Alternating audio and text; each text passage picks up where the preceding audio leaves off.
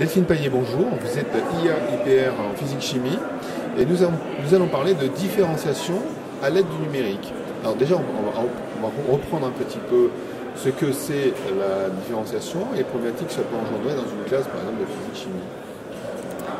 Alors, la différenciation, c'est pas la même chose que l'individualisation, dans le sens où l'individualisation, l'objectif, c'est vraiment de s'adapter aux besoins et aux capacités de chaque élève, alors que dans la différenciation, l'esprit de la différenciation, c'est de garder quand même un esprit commun collectif et de se dire comment permettre à chaque élève de trouver son chemin, ses moyens, pour atteindre un objectif qui reste un objectif commun au sein de la classe. Donc c'est faire cette espèce de grand écart entre une dynamique de groupe et des dynamiques individuelles. Et jongler, voilà, équilibrer toutes les interactions entre les cheminements individuels et le cheminement collectif. Alors, au niveau de l'enseignant, ça exige quand même un travail supplémentaire pour pouvoir apprendre plusieurs types de parcours et peut-être des freins. Il y a des enseignants qui ne souhaitent pas le faire comme ça. Alors oui, ça demande du travail parce que ça veut dire qu'au lieu de prévoir un seul scénario, il faut en prévoir plusieurs. Donc quand on pensait faire une séance d'exercice avec 2 exercices, il faudrait idéalement en prévoir 4 ou 5. Et ça demande une certaine dextérité dans la classe parce que comment faire pour repérer en fonction des profils des élèves, sur quels indicateurs s'appuyer pour identifier que tel groupe d'élèves aura plutôt besoin de travailler de cette façon et tel autre groupe d'élèves aura plutôt besoin de travailler de telle autre façon. Et donc ça, ce sont des freins parce que les enseignants peuvent avoir peur de se lancer dans cette organisation et cette surcharge de travail. Après, il y a un autre frein aussi sur le fait que, par exemple, sur la préparation des élèves aux examens, on peut être tenté de se dire que pour faire une préparation équitable, il est important d'apporter à tous les élèves exactement les mêmes contenus, les mêmes ressources, etc. Or, quelque part, moi je suis convaincue aujourd'hui que c'est une illusion parce que de toute façon, si c'est pas nous, côté enseignants, qui faisons la différenciation de manière active, à ce moment-là, les élèves la feront de manière passive parce qu'eux vont faire un tri dans les ressources qu'on va leur donner. Donc aujourd'hui, le rôle de l'enseignant, c'est quand même d'essayer d'anticiper au maximum les besoins des élèves pour leur apporter des choses, des activités qui sont plus proches de ce qu'ils sont capables de faire. Alors vous, au quotidien, en tant qu'inspecteur, votre rôle, c'est d'animer un petit peu cette communauté, c'est d'amener un peu de numérique. Ça consiste en quoi? Alors, depuis la loi de refondation 2013, la différenciation est rentrée explicitement dans le texte de loi au niveau du collège. Donc, il est vraiment marqué que voilà, pour l'enseignement de collège, les enseignants doivent différencier les apprentissages. Donc, on est sur, quelque part, on est sur la commande institutionnelle. Après, on est à l'intersection entre cette commande institutionnelle et quelque chose qui a émergé du terrain pour répondre en fait à la massification de l'enseignement. Parce qu'à partir du moment où on a toute une classe d'âge, où l'objectif est d'emmener toute une classe d'âge au niveau baccalauréat, ça veut dire qu'il va falloir être capable de travailler avec tous les élèves. On a aussi une forte injonction avec par exemple les lois qui sont sorties récemment pour encourager la poursuite d'études des bacheliers professionnels en BTS. Et du coup, on a aussi dans le post-bac des classes qui sont très très hétérogènes. Donc cette question de l'hétérogénéité, elle est remontée par le terrain depuis de nombreuses années. Et donc beaucoup d'enseignants ont cherché des solutions pour réussir à faire fonctionner tout le monde dans la classe, ce qui a amené à ces pratiques de différenciation.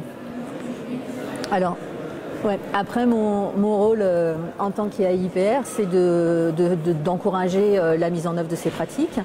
Donc j'ai bien conscience du fait que c'est quand même, ça nécessite une remise en question assez profonde de la façon d'enseigner. Les jeunes, c'est un peu aujourd'hui, c'est comme ça qu'on les forme, donc pour eux ça va, mais pour les enseignants du métier, ça peut ne pas être facile comme transition.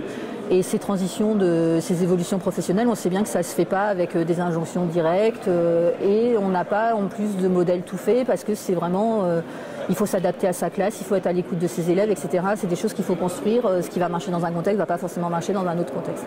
Alors on commence à avoir de plus en plus d'exemples, de plus en plus d'outils, de plus en plus de scénarios possibles. Et je trouve que finalement, heureusement, il n'y a rien de dogmatique ni d'institutionnalisé par rapport à ça.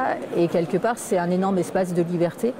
Mais voilà, on sait que la liberté, ça fait peur. Il y a des enseignants qui sont ravis de pouvoir explorer. Moi, personnellement, c'est quelque chose que j'encourage beaucoup parce que je trouve que c'est comme ça qu'on fait des choses intéressantes, que les enseignants sont bien et du coup que les élèves ont plaisir à venir en classe et à apprendre. Et c'est ça le plus important.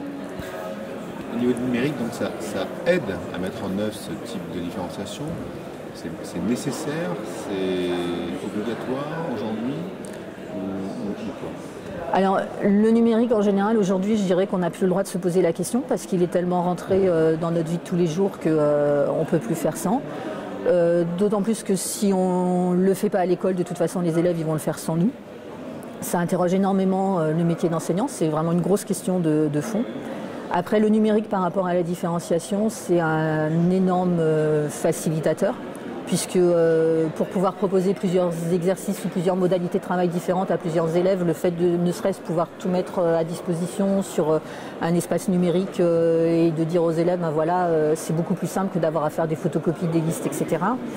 Des outils, on a aussi avec le numérique beaucoup d'outils d'évaluation en fait, qui peuvent permettre de faire des diagnostics. Je pense par exemple au test Plickers. Ou tous les outils de questionnaire en ligne en fait qui permettent de faire des diagnostics assez fins.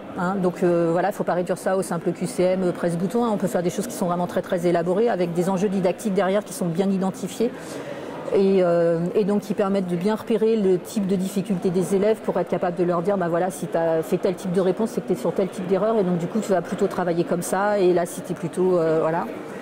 Ça permet de varier de toute façon, et ça bien en dehors, bien au-delà de la thématique de la différenciation, ça permet de faire évoluer les modalités de travail.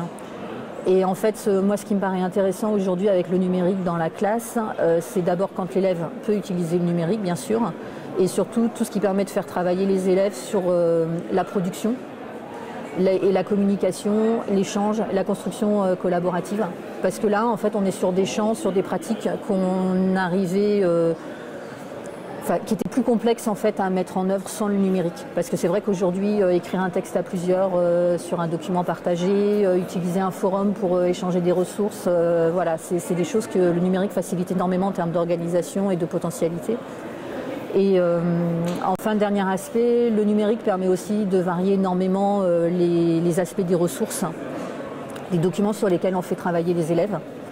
Puisque là où un texte peut être rébarbatif, d'avoir accès à une vidéo, une animation, quelque chose en 3D, ça peut complètement changer l'approche de l'élève et ça peut, avec un emballage un peu démago-ludique, permettre le petit phénomène déclencheur qui va faire que du coup l'élève va s'intéresser à la chose parce que ou à l'objet d'apprentissage parce que ça va être plus joli, plus facile d'accès, plus intuitif, plus proche de leur environnement aussi, quoi.